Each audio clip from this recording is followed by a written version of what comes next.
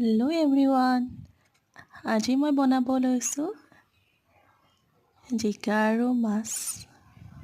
জিকা আৰু মাছৰ জোলকণ খাই খুব ভাল লাগে নহয়নে? কোনে কোনে খাই ভাল পায় জনাবচোন। এইফালে আমাৰ বাহঁত আহিছে।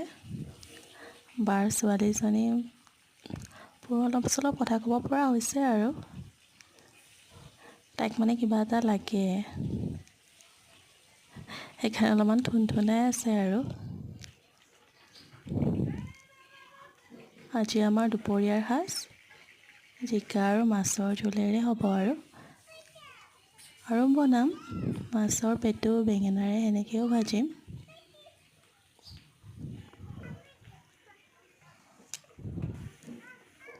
আমাৰ মহিলাসকলৰ যিমান যি কৰিলেও কিটচেনৰ কামটো আৰু লগত থাকিবই নহয়নে?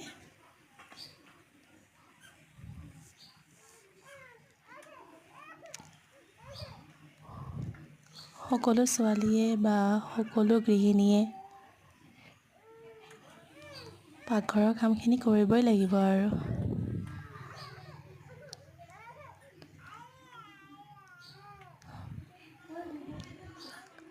ভাল লাগে এনেকৈ জিকাৰ লগত মাছ বনাই খাই। আপোনালোকে ভাল পায়নে? জনাবচোন দেই। আৰু মোৰ চেনেলটো যদি নতুন হয় প্লিজ ছাবস্ক্ৰাইব কৰি দিব।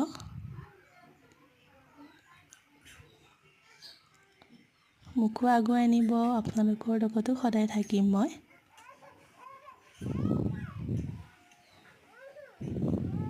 এইখিনি মই জিৰা গুড়ি, হালধি গুড়ি, জলকীয়া গুড়ি, কেঁচা জলকীয়াও ফালি দিছোঁ বাৰু। অকণমান জ্বলা জ্বলা হ'লে ভাল লাগে। এতিয়া অকণমান ভাজি লৈ পানী দি দিছোঁ। এতিয়া উতলি আহিল, মাছ কেইপিচ দি দিম। শেষত মই অকণমান ধনিয়াৰে গাৰ্নিছ কৰি দিম।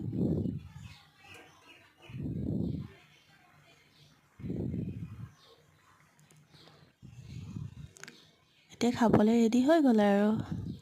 আজিলৈ